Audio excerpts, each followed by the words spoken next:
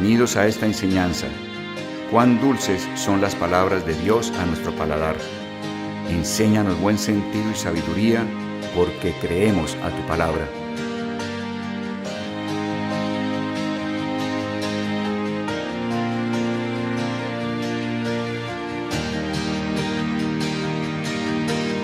Tengo grandes expectativas para este año y sé que Dios nos está preparando y guiando por buen camino. Quiero que sepan que nosotros estamos, preguntándonos siempre si estamos preparados para la venida del Señor, y con frecuencia oímos que la respuesta honesta de cada uno de nosotros es: no estoy preparado, no estoy preparada. Ahora, la cuestión es saber para qué es que debemos estar preparados. Algunos podemos estar pensando en si estoy preparado o preparada para ir al cielo.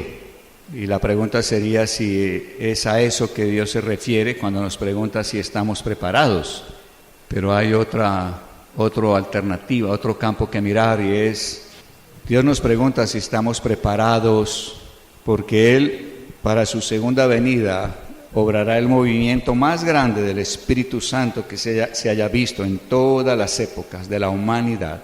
Entonces Dios pregunta si estamos preparados, refiriéndose a ese mover que viene. Ahora la pregunta que se seguiría sería esta, ¿no? ¿Y en qué hemos de prepararnos? ¿Cómo prepararnos? Y la respuesta está en que debemos prepararnos en cuanto a depender más de Dios. Y ese depender más de Dios solo se logra cuando el Padre nos puede impartir la vida humilde de Jesucristo.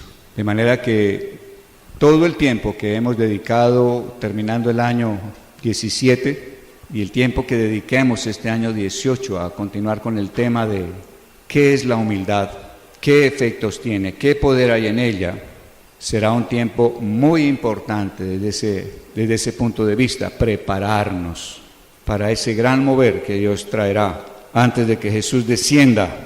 De manera que les animo a que pongamos urgencia. Yo creo que es algo que debemos tomar para oración, pedirle a Dios que ponga en nuestro corazón urgencia en esa preparación, urgencia en tener esa vida de humildad, urgencia en que Dios pueda comunicarnos de Cristo más y más. Y si tenemos esa urgencia y buscamos a Dios con ella, vamos a ver realmente cosas grandes en medio nuestro y podremos estar en ese mover de la gloria de Dios antes de que Él descienda por segunda vez. Las personas van a venir a ustedes desde diferentes ángulos, preguntando aspectos diferentes, y creo que es donde debemos estar bien preparados. Ustedes han podido experimentar que a través de la reunión de cada sábado, con lo que estudiamos, estamos obteniendo esa preparación gradualmente. Y cuando las personas vengan a preguntarte cómo acercarse a Dios, cómo relacionarse con Dios, ustedes van a tener los elementos necesarios para poderlas guiar al Señor. Yo les compartí a ustedes, terminando el año pasado, que una de nuestras nietas, ella tiene 15 años, me llamó y me dijo: abuelo, quiero ir a estar un fin de semana con ustedes. Claro que sí, princesa, qué rico. Dijo: abuelo, es que yo quiero ir para que tú me enseñes a orar. Y entonces, después hablando con otras personas, me compartían igualmente de personas que venían a ellos pidiéndoles que les enseñaran a orar. Entonces solo quiero presentarles como una forma, un evento para que puedan empezar a ponerse en la situación. Si fueras tú a quien hicieran la pregunta, si una persona viene y te dice: enséñame a orar, ¿qué harías? Es una persona impía, no conoce del Señor, no ha abierto una Biblia, no ha nacido de nuevo, ¿qué harías? Para darte un ejemplo, ustedes, me imagino, mientras la persona está frente a ti, estarás allá en tu interior diciéndole a Dios: Señor, guíame, ¿qué le respondo? ¿Cómo le respondo, no? ¿Qué le digo? Estarás allá en tu corazón preguntando al Señor. Y viene entonces la importancia de que ustedes estén leyendo la palabra y estén leyendo lo que se estudia acá y estén siempre dando lugar a que Dios pueda estar llenando el tesoro dentro de ustedes. Unos días atrás yo estaba leyendo el Evangelio de Juan y lo estoy leyendo ordenadamente, de modo que iba por el capítulo 9 hace unos cuantos días y allí el Señor Jesús sana a un ciego de nacimiento. ¿Se acuerdan de ese pasaje? Y sanar a ese hombre arma un alboroto completo. Los discípulos opinan, los discípulos dicen, bueno, este hombre nació ciego porque sus padres pecaron, porque Jesús está atrayendo a todos hacia Él con esas obras que estaba haciendo. De manera que los fariseos están muy enojados y muy preocupados y se disgustan con este hombre porque le dicen, ¿quién te sanó? Y él dice, pues yo no lo conozco, pero es el hombre este que llama Jesús. ¿Acaso ustedes ya creen en él? Les dice el ciego. Y estos hombres dicen, pues, eres un pecador, vienes a enseñarnos, pues. ¿Cómo vas a pensar que creemos en él? Pero lo cierto es que este ciego, en cualquier momento de todo el evento de su sanidad y las preguntas que le hacen, en Juan 9:31 dijo esto: y sabemos que Dios no oye a los pecadores. Eso fue tan poderoso cuando lo leí. Y sabemos que Dios no oye a los pecadores.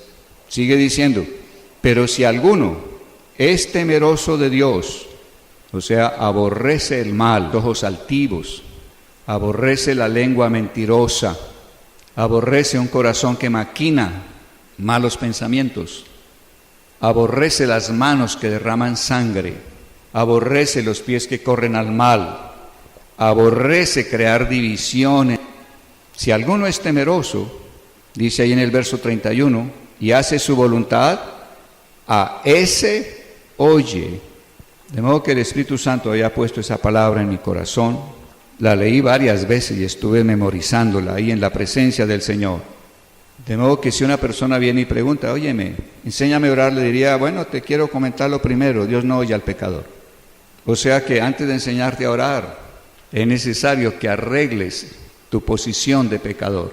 Y entonces tendrías que echar mano a lo que has recibido durante parte del año pasado, por ejemplo, y decirle a la persona, bueno, ser pecador significa que tú no has enfocado tu vida en mostrar a Dios a todos los que te rodean. Tú no has enfocado tu vida. Recuerden que las personas siempre van a decir, bueno, yo sí he hecho cosas malas, pero no soy tan malo. Tú no has enfocado tu vida en que otros puedan ver a Dios en ti. Pero Dios sabe que tú no lo has hecho porque tienes una raíz que es mala. Tú tienes una raíz adámica, todo ser humano. Yo que te estoy hablando de estas cosas también tenía esa raíz adámica. Adán fue el primer hombre y en él estaba toda la raza humana. En sus genes estaba toda la raza humana. Y él algún día decidió ser como Dios en lugar de expresar a Dios. Y debido a que todos los seres humanos nacemos deseando ser como Dios, muy lejos de querer expresar a Dios. En eso consiste ser pecador. El propósito, el objetivo que has dado a tu vida no es aquel para el cual Dios te creó. El blanco al que tienes que apuntar es que tú como criatura expreses al Creador, que todos los demás puedan ver la bondad, el poder, el amor de ese Creador hacia ti y en ti, para ti. Como no has apuntado al blanco, al objetivo, al propósito, tú has errado el blanco. Errar el blanco es lo que Dios llama pecado. Has errado el blanco. Por eso Dios te dice, eres pecador, has errado el blanco. No has apuntado a aquello para lo cual yo te creé. Y la persona ya está entendiendo, oye, ¿verdad? Yo nunca he apuntado a ello. Ese no ha sido el propósito continuo en mi vida. He apuntado a otros propósitos, tener prosperidad económica, no sé, otros sacar un título, otros hacer plata, otros viajar, otros no sé, creamos empresa, hay tantas cosas. No, entiendo, soy pecador. En el momento que la persona entiende qué es ser pecador y acepta que es pecador, en ese momento está a punto de poder entrar en relación con Dios. Esto es tan importante, a veces quizá nos acostumbramos a oírlo y decimos, sí, nos parece común oír eso. Me invitaron unos hermanos acá de la congregación a visitar a la hermana de él. Estuvimos allá en la clínica Valle de Lili. Ella inicialmente empezó a sentirse afectada por un cáncer en una glándula salival y la situación se fue poniendo cada día más crítica y terminó hospitalizada y terminó ya con quimioterapia. Y el día que fuimos a visitarla, cuando íbamos a dar el primer paso dentro de la habitación de ella, llegó todas las enfermeras y staff para poder colocar un catéter para comenzar quimioterapia al día siguiente. De modo que nos dijeron, espérenos, no pueden ahorita entrar, pero esperamos o creemos no demorarnos. Yo había entrado con el esposo de ella, un hombre que ha conocido del Señor muchos años atrás, dejó de congregarse otros tantos años y ahí estaban en la crisis. De modo que cuando iba a entrar a la habitación o cuando decidí que entrábamos o que íbamos hacia la habitación, le pedí al esposo, le dije, ¿sabes qué? Yo siento que debes entrar conmigo. Siento que lo que comparta tu señora tienes que oírlo también. Pero como entró todo este staff a instalar, vamos a hablar con él, los dos solos, solo transitaba de cuando en cuando alguna enfermera. Y entonces empecé a hablarle de que para que Dios les oyera y pudieran hacer frente con Dios a toda la situación, se necesitaba primero que reconocieran que eran pecadores. Entonces me dijo, no, sí, Gonzalo, yo he cometido muchos pecados. Le dije, no, yo te estoy hablando de ser pecador, no te estoy hablando de pecados. Y él me dijo, no entiendo. Le dije, es que una cosa es cometer pecados, otra cosa es ser pecador. Me dijo, ¿cómo así? Le dije, no, tú no eres pecador por lo que haces, tú eres pecador por el origen que tienes, no por lo que haces. La palabra origen tiene un poder muy grande cuando compartes esto a las personas. Tú no eres pecador por lo malo que has hecho, eres pecador por el origen que tú tienes. Él está diciendo, ¿cómo así, Gonzalo? No entiendo. Le dije, sí, tú tienes un origen terrible. Yo lo tenía, le dije, no fui mejor que tú. Y ese origen terrible es el origen adámico que tenemos. Es un ADN espiritual que nos lleva a vivir para cualquier propósito, hasta buen propósito, pero nunca nos lleva de manera natural a vivir con el propósito de que seamos una expresión de Dios. Tu problema es el origen, le decía a este hombre. Y empecé a explicarle acerca de cómo Adán tomó esa decisión algún día, junto con Eva, de ser semejantes a Dios en lugar de ser la expresión de Dios. Cuando terminé de hablar con él, después de una hora, me dijo, ¿sabes? Nunca había entendido eso. Y ahora entiendo. Claro, soy pecador. Y le dije, ¿sabes una cosa? Hubo dos hombres que subieron al templo a adorar a Dios.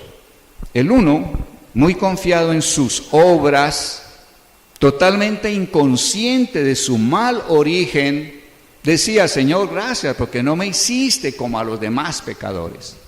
Y él empezó a hablar de sus obras, él no hablaba de su origen ante Dios. Diezmo, ofrendo, hago oraciones, ayuno. Y él estaba ante Dios fundamentado en sus buenas obras. Pero él no tenía conciencia de su origen. El mundo afuera no tiene conciencia de su mal origen. Son conscientes de lo que han hecho malo. Necesitas tener estas cosas muy claras.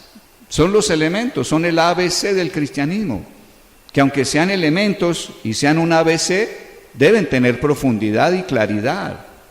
Para que el Espíritu Santo te acompañe con poder en el corazón y en la mente de esa persona. Allí en el templo estaba otro hombre que no hablaba de sus obras. Si ustedes ven, el publicano no hablaba de sus obras, él habló de su origen. Y él dijo, sé propicio a mí, fue lo único que le dijo a Dios. Sé propicio a mí, pecador.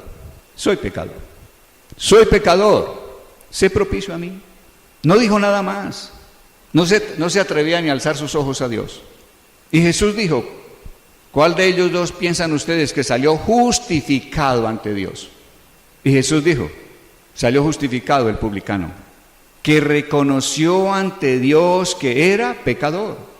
Si nosotros podemos llevar a las personas a entender su origen adámico, origen que nos hace pecadores, y logramos que ellos se aparten de pensar en sus obras y puedan mirar al origen adámico y puedan conocer cuál es el propósito real de creación que hubo en Dios para crearnos a nosotros, esa persona podrá llegar a decir, entiendo, soy pecador.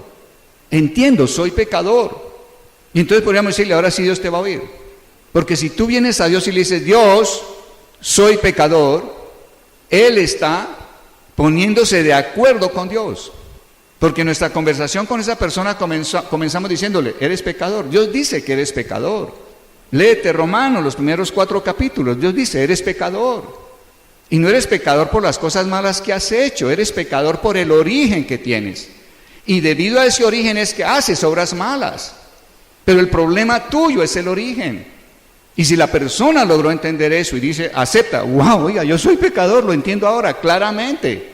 Y entonces su primer acercamiento a Dios es para decirle a Dios, Dios, soy pecador, lo entendí, soy pecador. En ese momento esa persona es justificada por Dios. Está alineada con Dios. Se puso de acuerdo con el juez. Eso es muy poderoso. Debemos tener claridad, nitidez en lo que compartamos. Hoy en día, en donde se está levantando una religión totalmente de anticristo, ecuménica, es una religión cuyo evangelio es muy llamativo para la gente. Porque el evangelio que ellos están dando y van a dar de una manera impresionante es este: Dios es amor. Y como Dios es amor, puedes andar de cualquier manera, no importa. No importa cómo camines, Dios es amor. Ahora la pregunta es, ¿ese es el evangelio que trajo Cristo? El evangelio que trajo Cristo fue Dios es amor. Y quédate como estás, no tienes problemas porque Dios es amor. No importa cómo camines, Dios es amor. ¿Ese es el evangelio? ¿Ese es Dios? No. Oye, el evangelio debe comenzar por decirle a la persona, tenemos un mal origen. Tenemos un mal origen y Dios no te está culpando por ese mal origen. Dios entiende y sabe por qué. Ese origen te ha llevado a hacer cosas que son equívocas. Te ha llevado a tantos pecados, y hacerte entender por qué eres pecador. Y si tú lo entiendes y logras aceptarlo y vienes ante Dios y le dices a Dios, Dios, entendí, soy pecador, en ese instante comienza tu comunión con Dios. Entonces necesitamos claridad. Todas las personas están buscando, ¿qué hago para que Dios me sane? ¿Qué hago para que Dios me oiga? ¿Qué hago para que Dios me prospere? ¿Qué podríamos decirles? Para que Dios te oiga, para que Dios te oiga. Tantos problemas que hay, para que Dios te oiga, para que Dios te oiga, para que Dios te oiga, necesitas entender tu mal origen. Necesitas resolver el origen de pecador que tenemos todos. Dios dio la solución. Dios tiene una solución para ti. Y si cambias el origen, Dios va a entrar a tratar las demás cosas en tu vida. Pero antes que sanidad, antes que oiga mi oración, antes que resuelva, debes tú saber, Dios no oye al pecador. Y no es hablarle en tono de acusación, sino en un tono de compasión. La mansedumbre tiene que ver con la dulzura. Eso es algo sorprendente, porque creo que hemos oído por mucho tiempo que mansedumbre tiene que ver con el hecho de que obedezcamos a la rienda de Dios, que obedezcamos a su palabra. Y sí, es un aspecto de la mansedumbre, pero no es la esencia, no es el carácter con la unción, es la presencia de Dios. Y Dios es dulce. No sé, y cuando Él empezó a hablarme de que mansedumbre tiene que ver con dulzura, empecé a buscarle desesperadamente para un cambio. No sé cómo hablas en tu vida cotidiana, no sé cómo respondes a tu cónyuge, no sé cómo respondes a tus hijos, no sé cómo respondes a compañeros de trabajo, pero si nosotros vamos a compartirles de Dios, se necesitará que haya en nosotros ese carácter de dulzura. Y esa dulzura es lo que Dios llama mansedumbre. Tiene que ver con que seamos afables. La sabiduría de Dios no es acusadora. Si es acusadora, es una sabiduría diabólica. Hablar a la persona con dulzura y decirle, óyeme, Dios no te ve culpable por ello. Tú no tienes la culpa de que Adán hubiera caído. Pero así como por un solo hombre entró el pecado, por un solo hombre, por la obediencia de un solo hombre, que es Jesucristo, entra la justificación a nosotros. Dios es tan grande, te ama tanto, ha provisto. Ánimo, el que tú puedas entender tu origen es el amor de Dios, para que te puedas reconocer y decir, sí, soy pecador, vengo de una raíz mala, tengo un ADN, no lo escogí, vino a mí. Dios, sí, soy pecador y acepto que me cambies la raíz. Quiero una raíz de ti. Quiero a Jesús como raíz en mi vida. Quiero una raíz que sea del cielo. Entonces hay que estar preparados, no solo en el conocimiento, en la palabra que transmites, sino en el carácter que tú empleas para transmitir ese mensaje. Muchos vendrán a ti. Y creo que la respuesta más sabia siempre será decirle a la persona, Dios te ama tanto. Dios no se goza en angustiarte, en afligirte. Dios ama la misericordia. Dios tiene un amor compasivo por todas sus criaturas. Pero hay un problema. Tenemos una raíz mala, un ADN malo. No lo escogiste, pero quiero que lo entiendas. ¿En qué consiste ese ADN equívoco? Y que la persona pueda llegar por esas palabras tuyas y por el poder del Espíritu Santo a la conclusión, entiendo, soy pecador. De modo que salí de la habitación, no pudimos al fin compartir nada. De modo que le dije a este hombre, bueno, en otra oportunidad hablaremos con ella. No te preocupes, le dije, Dios tiene todo perfectamente sincronizado. La agenda de Dios era que habláramos tú y yo hoy. Y me dice este hombre, déjeme darle un abrazo, porque hace rato que quiero hacerlo. Estaba sorprendido. Déjeme darle un abrazo, me dijo, porque hace rato que quiero hacerlo y yo lo abracé y como estoy de ti en este momento. Dios te ama, Dios te ama. Solo confiésale allá en tu cama. Dile, Señor, entendí, soy pecador. Y Dios empezará a oírte y Dios empezará a obrar en tu vida. Es el tiempo que viene. Es un tiempo que debemos estar preparados, no solo en el conocimiento, sino en el carácter, la clase de vida, de corazón que haya dentro de nosotros. Entonces, vamos a leer algo sobre esto en esta noche. Ven esa palabra amorosa, compasiva, ellas van a permitir que esa palabra penetre en sus mentes, sus corazones, sus tuétanos, sus huesos. Van a permitirlo. Tuve un sueño hace 3-4 días, se lo compartí a Charo, porque no lo entendí inicialmente. Me levanté como sacudiendo la cabeza y diciendo, oye, Señor, no entiendo, esto me parece terrible, no lo entiendo. ¿Qué me quieres decir? Y vi a uno de nuestros hijos, tiene 47 años, vive en Estados Unidos, y veo a este muchacho, digo muchacho, uno siempre ve a los hijos como muchachos, ¿no? Y veo a este hombre tomar una especie de, yo diría, no era espada, era como una puñaleta muy grande, una puñaleta de casi el brazo de largo, absolutamente afilada, puntuda.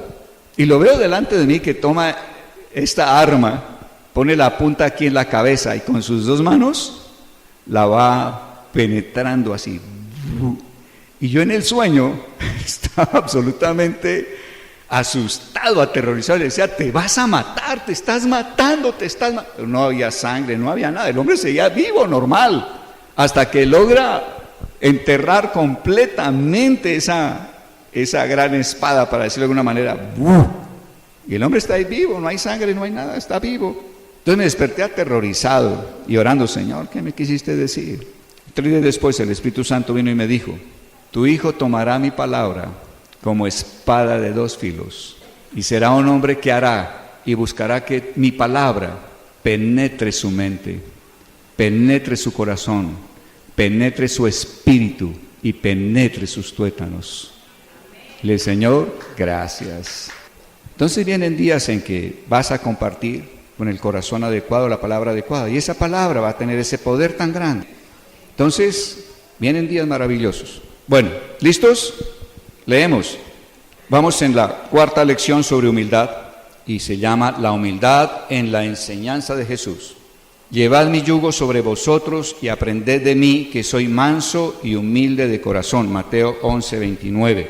El que quiera hacerse grande entre vosotros será vuestro servidor, tal como el Hijo del Hombre, que no vino para ser servido, sino para servir. Mateo capítulo 20, versos 26 y 28. Vimos la humildad en la vida de Cristo y cómo Él reveló su corazón para nosotros. Esa fue la lección 3. Para hacer una retrospección del tema, dijimos que la humildad es algo inherente a la criatura y que para que en nosotros se dé esa humildad es necesario que entendamos la esencia misma de Dios. ¿Cuál es la esencia de Dios? Que Dios es el todo, en todo momento. Dios creó y quiere Él manifestar su poder, su amor, su bondad en sus criaturas. Él quiere ser el todo en cada uno de nosotros y en toda área, en toda circunstancia y en todo momento. Él es la vida, Él es la existencia, Él es la fuerza, Él es la vitalidad, Él es el talento, Él es la habilidad que tienes. Él te dio la familia, Él te dio el trabajo, Él te ha dado la protección, Él te ha dado el alimento, Él te ha dado tantas cosas. Todo es recibido de Él. Todo, aún la existencia nuestra la hemos recibido de Él. Nosotros no nos hicimos a nosotros mismos. ¿Le pediste que te trajera existencia? ¿Le mandaste una carta? ¿Le hiciste un requerimiento? ¿Pudiste estar frente a Él diciendo, oye, yo quiero que existas, que yo exista? Así como no tuviste que ver nada en tu creación y en tu existencia, todo fue Dios, todo nació de Él. De igual manera Dios quiere seguir siendo todo en todos. ¿Eso lo puedes entender? Es algo que no nos cabe, en la mente de orgullo no cabe. Pero es lo que Dios desea, eso es ser Dios. Ser Dios verdadero significa que Él puede, quiere y sigue siendo todo en la criatura creada por Él. O sea, Dios no es un Dios que crea criaturas y las deja abandonadas o las atiende a medias. No, Dios en su absoluta abundancia en todo quiere ser todo para su criatura. Y del otro lado la criatura debe permitir que el Creador sea todo en ella, esté dispuesta a recibir todo del Creador. Y que al recibirlo toda la creación pueda ver al Creador supliendo y dando a la criatura. Ahora, ¿cuál es el problema? Que nuestra mente caída, nuestro hombre orgullo en altivez, no acepta eso. Yo tengo que hacer algo, yo tengo que participar en algo, yo tengo que poner la mano. Y Dios está diciendo, no, esa es la naturaleza caída. La naturaleza en Cristo es de absoluta humildad. Y la humildad consiste en eso, todo es recibido de ti. Y espero, en una fe absolutamente tranquila, espero que tú sigas fluyendo continuamente hacia mí. Todo será recibido de ti. Y te daré gracias, y te alabaré, y te honraré. Todo viene de ti para mí. Soy tu maravillosa criatura. Eso fue lo que Jesús vino a enseñar, ese fue el modelo que Él vino a mostrar. Y vamos a ver enseguida que Él dijo, como leímos, llevad mi yugo sobre vosotros y aprended de mí. Jesús dice, yo quiero ser el maestro tuyo, pero Él dice que esperaremos de Él como maestro. ¿Qué es lo que Él vino a enseñar con su vida? Que soy manso y humilde. A veces esperamos de Jesús solo que nos enseñe Apocalipsis. ¿Cuáles son los grandes misterios de Apocalipsis? Jesús lo primero que quiere enseñarnos es a que seamos mansos y humildes, que en nosotros haya dulzura hacia los demás, que al yo poder ver un cuidadoso, ocupado de mí, en forma continua y en todo, yo pueda expresar eso hacia los demás. Entonces tenemos que empezar por decirle al Señor, acepto tu yugo. ¿Qué es un yugo? Es un palo que ponen para unir a dos animales por el cuello. Normalmente los ponen sobre dos bueyes y aunando sus fuerzas son guiados por el agricultor para arar la tierra. Yo tengo un origen campesino, me acuerdo de mi abuela paterna y de mis tíos paternos cultivando la tierra. Mis raíces son boyacenses completamente y vi lo que era una yunta de bueyes. Lo primero es que nunca se pone en yunta un par de toros. Hay diferencia entre... Y los castran normalmente a los 2 años. ¿Y por qué tienen que ser animales castrados en cierta forma? Porque si están en yunta y no han sido castrados y se encuentran con la hembra en celo, se olvidarían del trabajo que están haciendo. Sería el desastre. Eso hace pensar que uno, para andar en yugo con el Señor, primero ha tenido que tratar todas las pasiones carnales que hay en nosotros, todas las pasiones animales que hay en nosotros, instintivas. Recuerden que en la relación con Dios hay un proceso, y ese proceso Dios lo muestra cuando José está como segundo señor en la tierra de Egipto. Gentes vinieron a pedirle grano. José les dijo: ok, yo les doy grano, pero me entregan todo su dinero. O sea que para recibir alimento de parte de Dios, tener relación con Dios, lo primero que hay que tratar en nuestra vida es dinero, bienes. Poder aceptar de corazón el señorío de Él. Él es el dueño, yo solo soy un mayordomo de dinero, bienes, activos, etcétera. Hasta que yo tenga claro en mi corazón, solo soy mayordomo, esto no me pertenece. Todo es de Él. Todo lo que sean bienes, finanzas, dinero, son de Él. Si tú logras pasar esa primera etapa, Dios te da alimento espiritual por un tiempo. Pero a la gente se le acabó el grano que les dio José, y volvieron a donde José: José, vamos a morir de hambre, aquí, tú tienes grano. José es una tipología de Cristo, y Cristo es el que viene a decir: llevad mi yugo sobre vosotros y aprended de mí. Y entonces vienen a José y le dicen: estamos muriendo de hambre, tú tienes grano. Y José les dice: ok, yo les doy grano. ¿Cuál es la condición? ¿Cuál es el precio? Todos los animales suyos los traen, todo lo que es bestia, así se llama en el campo a cualquier animal, ¿cierto? Las bestias son los caballos, las yeguas, los toros, las vacas, los ovejos. A señorear en todas esas pasiones instintivas, animales, y tendrás alimento de parte de Dios. Se les acabó ese alimento: morimos de hambre, tú tienes todavía granos. Y José dijo: sí, tengo granos. Les doy grano con una condición: me dan todas sus tierras. Ahora, la tierra es el lugar de provisión del ser humano. La tierra es el lugar de relaciones. La tierra es como el hogar para el hombre. De modo que en una tercera etapa debemos crecer en cuanto a entregar al Señor todo lo que tenemos aquí en la tierra, referente a relaciones, fuentes de provisión. Él es el dueño y las entregamos. Se les acabó el grano también, después de entregar todas sus tierras. Y vinieron a José: José, morimos de hambre. Y José les dijo: yo les doy grano. ¿Cuál es el precio? Ustedes, si ustedes se entregan como esclavos de Faraón, tendrán alimento. Es como una progresión de entrega. Voy a decirlo de otra manera: es una progresión en que se hace mal está en nosotros. Voy a decírtelo de esta manera: el Señor no aceptará yunta contigo. Sigamos leyendo entonces. Vamos ahora, dice el segundo párrafo, a oír su enseñanza y saber hasta qué punto Él espera que los hombres, y especialmente sus discípulos, sean humildes como Él fue.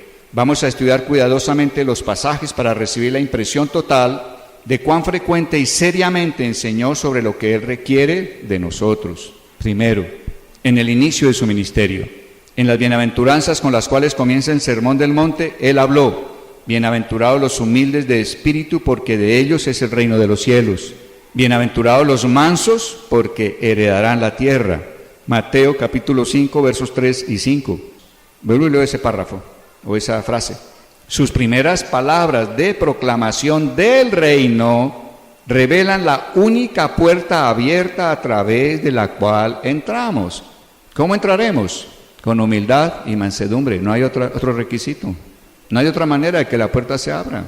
Cuando aceptamos que somos pecadores, estamos en humildad, estamos aceptando cómo ve Dios las cosas. Dice acá: las bendiciones de los cielos y de la tierra son para los humildes y mansos.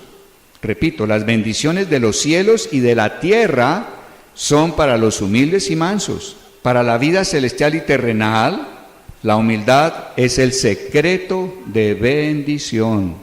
Que estemos claros delante de Dios. Tú eres el todo en mi vida, Señor. Tú eres el todo. Todo lo he recibido y lo seguiré recibiendo de ti. Bendito sea, Señor. 2. Aprended de mí, porque soy manso y humilde de corazón, y hallaréis descanso para vuestras almas. Mateo 11:29. Jesús se ofreció a sí mismo como maestro Él nos habla del Espíritu que hallaremos en Él como Maestro, lo cual también podemos aprender y recibir de Él. Mansedumbre y humildad son las únicas cosas que Él nos ofrece. En ellas hallaremos perfecto descanso para nuestra alma. La humildad fue destinada para ser nuestra salvación. Recuerden que la sangre nos salva de nuestros pecados, plural, de todas las acciones malas que cometimos, la sangre. De otra parte, la muerte y la resurrección de Jesucristo salvan el cuerpo. Los pecados y la salvación de un cuerpo que servía al pecado son gratuitas, son un regalo de Dios. Pero la salvación del alma tenemos que desearla, tenemos que buscarla. Por eso Jesús dijo: el que quiera seguir en pos de mí, niéguese a sí mismo, tome su cruz cada día y sígame. O sea, cada día tenemos que pedirle a Dios: comunícame muerte idéntica a la de Jesús. ¿Y a qué área de mi cuerpo estoy pidiendo que Él comunique muerte idéntica a la de Jesús? Al alma. Que mis pensamientos, mis sentimientos, mis deseos, mis gratificaciones muera a mí mismo. Y a cambio, Dios pueda comunicarme la vida de Jesucristo, que es una vida de humildad. Esa salvación del alma solo la lograremos en la medida que podamos recibir de Dios humildad. Entonces, la humildad es la salvación de nuestra alma. Punto 3. Los discípulos disputaron acerca de quién sería el mayor en el reino. Finalmente preguntaron al maestro en Lucas 9:46 y Mateo 18:1. Él colocó un niño en medio de ellos y dijo: cualquiera que se humille como este niño, ese es el mayor en el reino de los cielos. ¿Quién es el mayor en el reino de los cielos? La pregunta es de hecho de grandes implicaciones. ¿Cuál será la principal distinción en el reino de los cielos? La respuesta: nadie, a no ser Jesús, podría tenerla. La principal gloria en los cielos, la preferencia celestial, la principal de las gracias es la humildad. Ella es la raíz de todas las virtudes. Sin humildad no habrá una fe verdadera, no habrá una oración genuina, no habrá una adoración aceptable para Dios. Sin humildad no hay salvación del alma. Aquel que es más pequeño entre vosotros, ese es el más grande. Lucas 9:48. Cuarto, la madre de los hijos de Zebedeo pidió a Jesús que sus hijos se sentaran a su derecha y a su izquierda, en el lugar más elevado en el reino. Jesús dijo que no era Él quien concedería eso, pero el Padre lo daría a aquellos para quienes estaba preparado. Ellos no deben pedir por eso. Su pensamiento tiene que estar vuelto hacia el cáliz y el bautismo de la humillación. Y después añadió: quien quiera hacerse grande entre vosotros, que os sirva, tal como el Hijo del Hombre, que no vino para ser servido, sino para servir. Así como la humildad es la marca de Cristo, el celestial, ella será el único patrón de gloria en los cielos. La humildad será el único patrón de gloria en los cielos. Recuerden, en el trono de Dios está el Cordero. Por el hecho de que Él fue exaltado no quiere decir que Él abandonó la humildad. Él sigue siendo la humildad encarnada en el trono y lo será por toda la eternidad. La humildad no deja de ser, seguirá siendo eternamente. El más humilde es el que estará más cerca de Dios. La primacía en la iglesia es prometida a los humildes. Quinto, hablando a la multitud y a los discípulos sobre los fariseos y sobre el amor de ellos por los primeros lugares en las sinagogas, Cristo dijo una vez más: el mayor de entre vosotros será vuestro siervo. Mateo 23:11. La humildad es la única escalera para la honra en el reino de Dios. Sexto, en otra ocasión en la casa de un fariseo, él contó la parábola de un invitado que fue llamado para ocupar un lugar más al frente. Lucas 14, del 7 al 11, y añadió: porque cualquiera que se enaltece será humillado, y el que se humilla será exaltado. La exigencia es implacable, no hay otro camino, solamente la autohumillación será exaltada. Séptimo, después de la parábola del fariseo y del publicano, Cristo habló nuevamente: cualquiera que se enaltece será humillado, pero el que se humilla será exaltado. Volvamos a leer esto. Después de la parábola del fariseo y del publicano. Cuando el fariseo dijo, sé propicio a mí, pecador. Cuando él reconoció que era pecador, se estaba humillando. ¿Pueden ver por qué es tan importante que la persona, cuando le compartamos, llegue a la convicción que es pecador? Porque es la manera que está entrando por la puerta de la humildad. Mientras la persona diga, no soy tan malo, oye, está diciendo, yo tengo cierta altura. Yo no tengo el tope, pues, de ser el más bueno, pero oye, yo no soy tan malo. O sea, yo tengo algo de altura, no tengo 100, pero sí tengo 10 de altura. Dios resiste al altivo, al que se da a cualquier altura. Dios lo resiste. Pero vamos a ver que si nosotros nos autohumillamos, nos bajamos, hay un principio físico que no es más que una sombra de un principio espiritual muy poderoso. Cuando el agua fluye, ¿fluye hacia dónde? ¿Hacia el lugar más alto o hacia el lugar más bajo? Al más bajo. El día que Dios vaya a derramar de su poder, solo el poder de Él llegará a los que están bien abajo. A los que decidieron autohumillarse, decir, nada soy, nada tengo de mí mismo. Si tengo algún talento, algún don, algún peso, algún bien, alguna autoridad, algún reconocimiento, viene de ti, nada tengo de mí mismo. En mí no hay nada saliente de mí que me dé ninguna altura. Tú eres el alto y sublime, eres el único que das.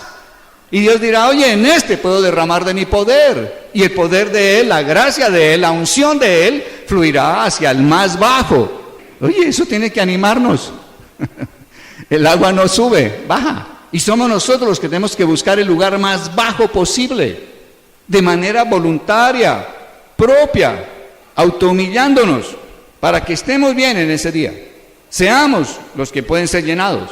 Cristo habló después de la parábola del fariseo y el publicano, cualquiera que se enaltece será humillado, pero el que se humilla será exaltado.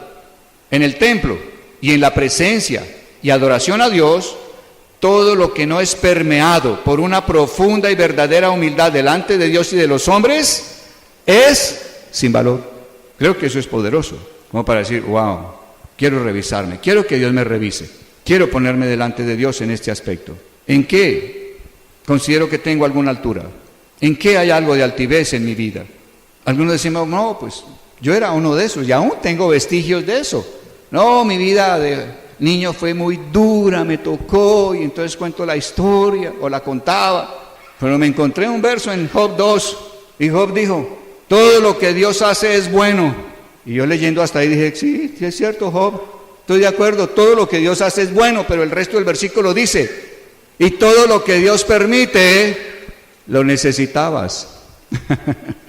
Oye, Dios permitió que yo quedara huérfano, sí, lo necesitabas. Oye, Dios permitió que tuviera que trabajar temprano, lo necesitabas. Y Dios permitió que tuviera responsabilidad muy temprano, lo necesitabas. Y Dios permitió que hubiera ciertas cosas difíciles, lo necesitabas. Bendito sea el Señor. ¿Por qué voy a exaltarme que me haya tocado una vida dura? Todo viene de Dios. Porque a veces pareciera que nuestra vida dura es precisamente la base, la materia prima del orgullo que manejamos. Es que me tocó muy duro, es que yo no tuve papá, es que mi vida fue difícil, es que tuve que trabajar muy temprano, es que tuve que esforzarme. Óyeme, ¿de qué estás hablando? Eso es orgullo. En lugar de decir, todo lo que Dios hace es bueno y lo que permitió en mi vida, yo lo necesitaba, venía de Él, es el bien de Él para mi vida. Gracias, Señor, por la vida que viví. Gracias, Señor. Eso es humildad. Revisémonos porque a veces allá está escondida, atrincherada la soberbia y la altivez. Octavo, después de haber lavado los pies de los discípulos, Jesús dijo, si yo, siendo el Señor y el Maestro, os lavé los pies, también vosotros debéis lavaros los pies los unos a los otros. Juan 13:14, la autoridad del liderazgo. Escuchen esto, tan poderoso. La autoridad del liderazgo, el poder del ejemplo.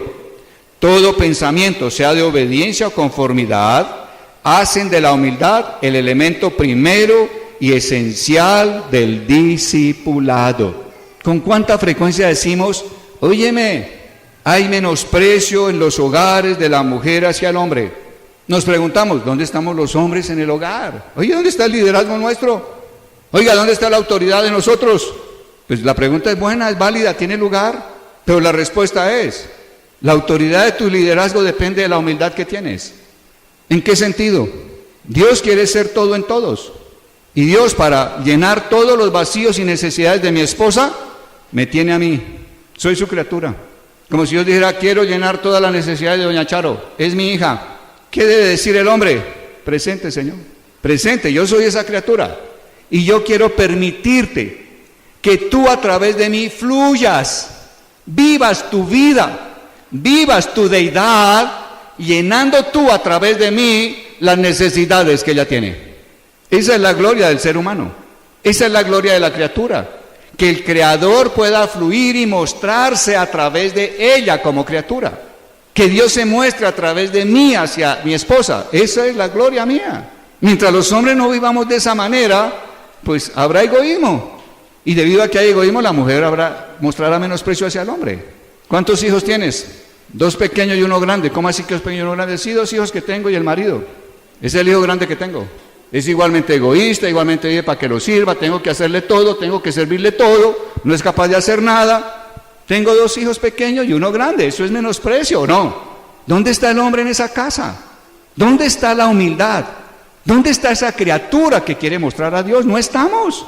Pero si estuviéramos nosotros sirviendo de una manera tal, si estamos pensando en todo momento, wow, Señor, tú puedes hoy mostrarte a través de mí. A través de esto que voy a hacer, a través de esto que estoy haciendo, tú en mí estás fluyendo, llenando necesidades, tú en mí siendo el todo para esta persona. Gracias, Señor, es mi gloria que tú a través de mí puedas manifestarte. Si vivimos de esa manera, tarde o temprano la mujer dirá, wow, oye, aquí está pasando algo extraño.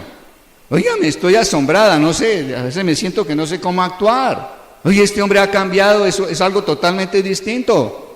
Aquí no veo egoísmo, aquí no veo que está esperando que le hagan, está haciendo, está sirviendo. Habría un cambio, ¿cierto? Y el cambio tiene que llegar al punto que ya entonces la mujer ante eso, ella responda como responde la iglesia, a Cristo. El matrimonio no es más que una representación mini de la realidad macro, que es la relación de Cristo con la iglesia. Cristo se entregó, nos sirvió, nos redimió, nos sacó, nos libertó, todo porque Él se prestó a que Dios a través de Él llenara nuestra necesidad de redención, perdón de pecados, restitución, reconciliación, todo. Y la iglesia, ¿cómo responde ante ese amor del Señor, ante esa entrega? Señor, ¿qué quieres de mí? Señor, lo que tú digas. Señor, heme aquí. ¿O no? Yo creo que llegará el día en que ante un hombre que actúe de esa manera, la mujer llegará a decir, sí, Señor, no, Señor, como las santas mujeres. Como Sara, que le decía a Abraham, Señor, pero creo que le nacía el corazón, ¿no? No por una imposición religiosa. Y era, oye, ante un hombre que me sirve de esta manera y se entrega de esta manera, lo que el hombre diga, yo quiero hacerlo, yo quiero complacerlo de alguna manera, yo tengo que dar una respuesta. 9. A la mesa de la Santa Cena los discípulos aún disputaban quién sería el mayor. Jesús dijo, el mayor entre vosotros sea como el menor, y aquel que dirige sea como el que sirve. En medio de vosotros yo soy como quien sirve. La humildad es el camino por el cual Jesús anduvo y que Él nos abrió. Es interesante, ¿no? ¿Cuántas veces hemos leído que Jesús dijo, yo soy el camino, la verdad y la vida? ¿Cuántos han leído ese verso siquiera más de 2 veces en su vida? Todos. Pregunta, ¿y qué significa que Él sea el camino? Pues habíamos dicho muchas cosas. ¿Cuál es el camino? La humildad. Es el camino. Es el camino. Es el camino. ¿Qué es el arrepentimiento? Vuelva a la vieja senda, vuelva al viejo camino. Eso es arrepentimiento. Volvamos a la vieja senda. Él vino a decir, miren, ustedes llevan aquí 4000 años sin conocer cómo se camina de acuerdo a Dios. Ustedes no han visto la exposición de una verdadera criatura en el orden que fue creada. Jesús vino a mostrarnos cuál es el modelo de criatura. Cómo se camina como criatura de Dios sobre esta tierra. Por él Dios, yo soy el camino. Si ustedes caminan en lo que yo les muestre, ustedes van a estar caminando como Dios desea que caminen. La vieja senda es volver a la humildad, es volver a ese amor que sirve, a ese amor que se entrega, sabiendo que es Dios a través de mí quien se entrega, quien se da, quien está llenando necesidades. El poder y el espíritu de humildad obraron nuestra salvación. Debido a que Jesús actuó así, fue que pudo salvarnos.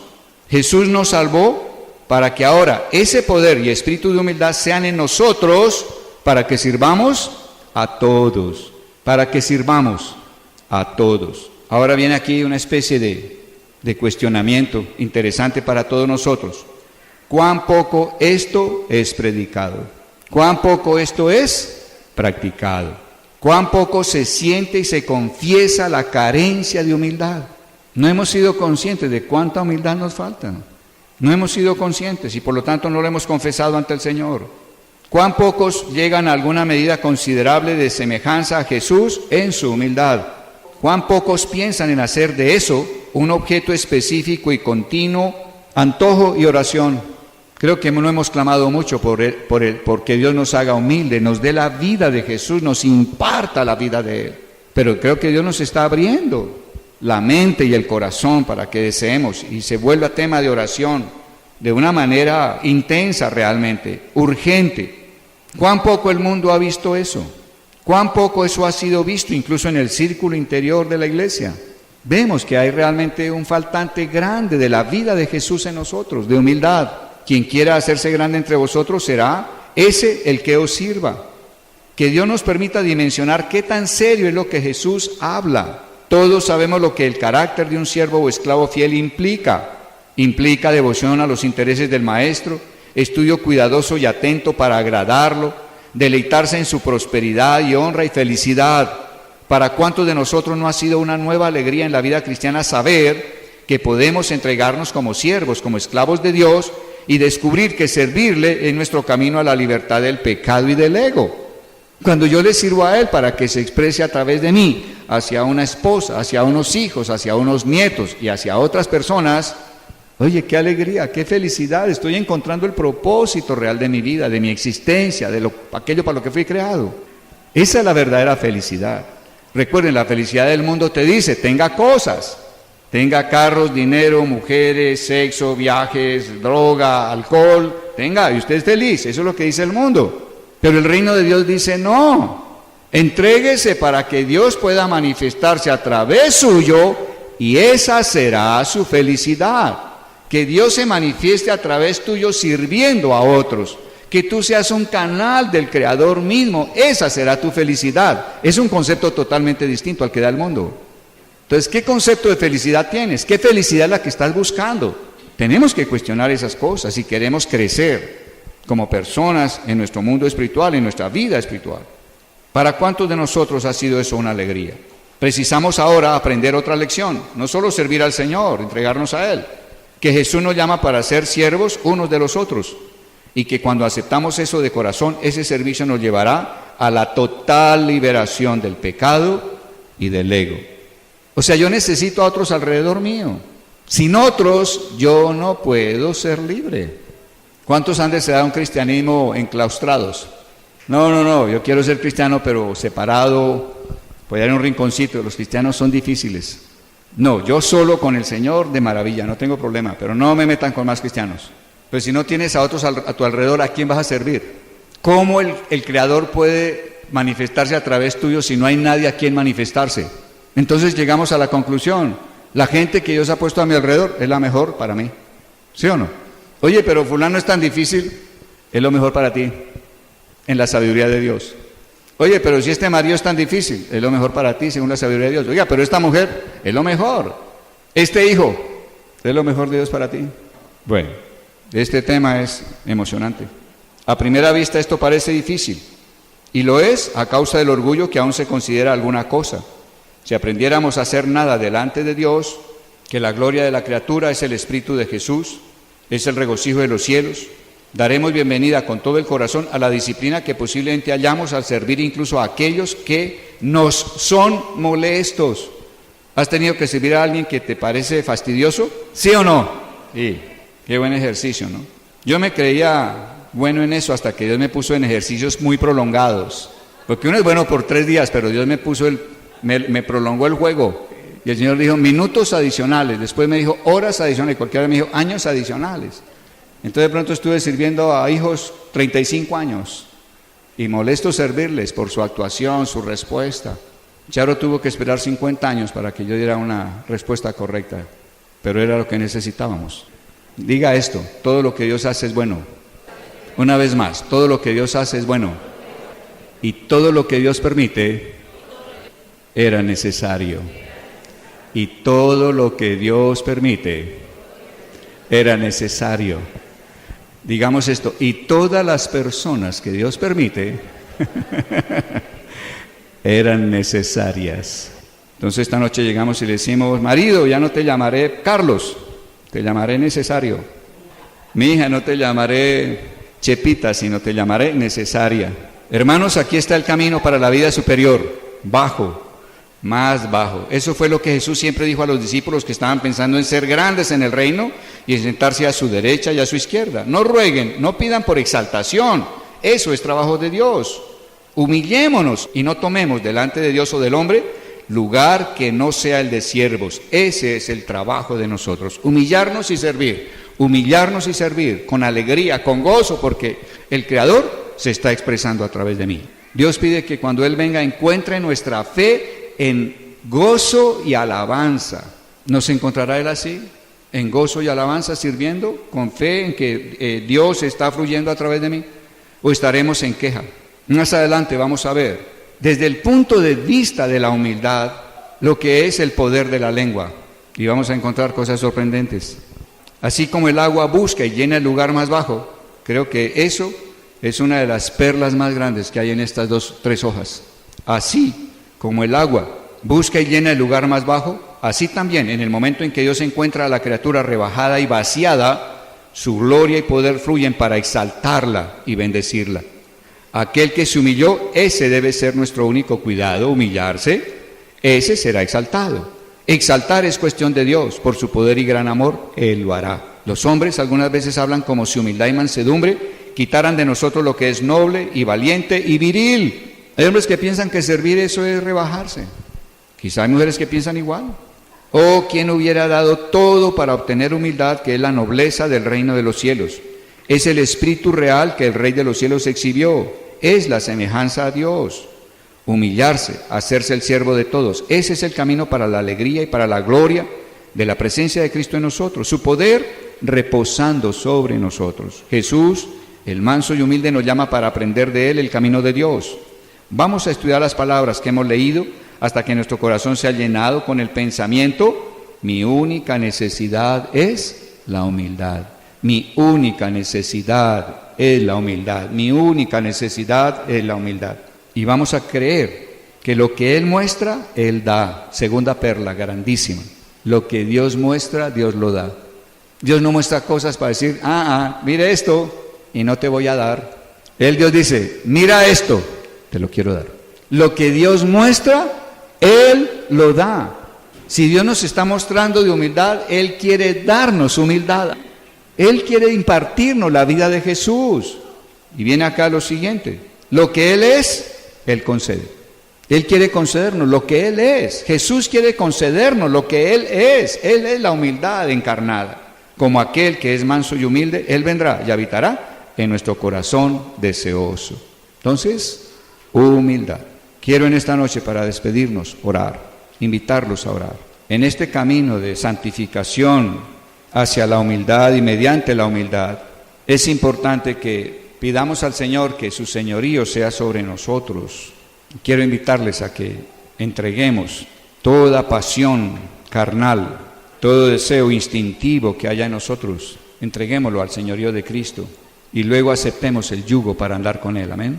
Un par de bueyes, siempre hay uno que es más hábil que otro para llevar el arado, y al estar en yugo, el otro tiene necesariamente que andar como el primero. A veces nos vemos como solos. Creo que tenemos una imagen de que estoy como solo y el Señor Jesús está allá y de cuando en cuando, o cada mañana voy a donde Él. Pero si yo me siento en yugo con Él, oye, el día entero lo estoy caminando con Él, ¿o no? A donde vaya, voy con Él, estoy en yugo con Él. Y Él me estará mostrando: eso no es humilde, ahí estás altivo, debiste haber servido, debiste haber hecho tal cosa. Me está enseñando mansedumbre y humildad. No dijiste esto con dulzura, con amabilidad. Fuiste áspero, fuiste ácido. Ahí estará el Espíritu de Dios enseñándome mansedumbre y humildad. Entonces los invito a que hagamos esta oración, cierren sus ojos y digamos al Señor lo siguiente: amado Dios, en esta noche te doy gracias por la palabra. Gracias por revelarnos más de Cristo. Gracias porque nos ofreces impartirnos la vida de Jesús mediante tu divino poder. No puedo producir humildad de mí mismo, solo tú puedes impartirla. Y en esta noche quiero pedirte que seas Señor sobre todo instinto, sobre toda pasión animal que haya en mí. Quiero que tu señorío sea real en mi vida. Límpiame mediante tu palabra, tu sangre y el fuego de tu Espíritu Santo. Límpiame y que pueda vivir en yugo con Jesús. Padre nuestro, en esta noche acepto el yugo. Quiero llevar el yugo de Jesús sobre mí. Quiero caminar diariamente sabiendo que Él está a mi mano derecha, enseñándome mansedumbre y humildad. Gracias, Señor Jesús. Eres mi maestro y sé que de ti aprenderé humildad y mansedumbre y hallaré descanso para mi alma. Te doy tantas gracias porque tú me das tu vida. Así como Dios encarnó su vida en ti, tú encarnas la tuya en mí. Y te doy tantas gracias en el nombre de Cristo Jesús. Gracias, Señor. Gracias. Llévame a estar tan bajo que el fluir de tu poder, de tu unción, sean hacia mí. Permíteme estar tan bajo que ciertamente puedas llenarme. Te doy gracias por ello. En el nombre de Jesús. Me dispongo, me abro a que me hables y me muestres toda situación de altivez, de orgullo que haya en mí, para que yo pueda pedir perdón y rebajarme delante de ti. Sé que tú das gracia al humilde, pero resistes al altivo. Sé que eres poderoso para hacer que abunde todo poder en mí, para que yo tenga siempre en todas las cosas, espirituales primeramente, para que yo tenga todas las cosas y abunde en lo necesario, a fin de que también pueda abundar en buenas obras. Señor, soy criatura, soy recipiente, todo en mi vida lo he recibido de ti, la existencia, la vida, la fuerza, las habilidades, la familia, un trabajo, todo lo he recibido de ti. Y humildemente me inclino en humildad para esperar de ti todo lo que tú tienes para mí. Padre de gloria, que esta palabra acerca de la humildad penetre mi espíritu, mi alma, los parta mis huesos, tuétanos. Amado Dios, que esa palabra discrimine mis pensamientos, mis intenciones, todo lo que no es de acuerdo a la humildad, sea puesto aparte. Señor, yo te doy gracias. Tu palabra viviente sea en mí y produzca resultados.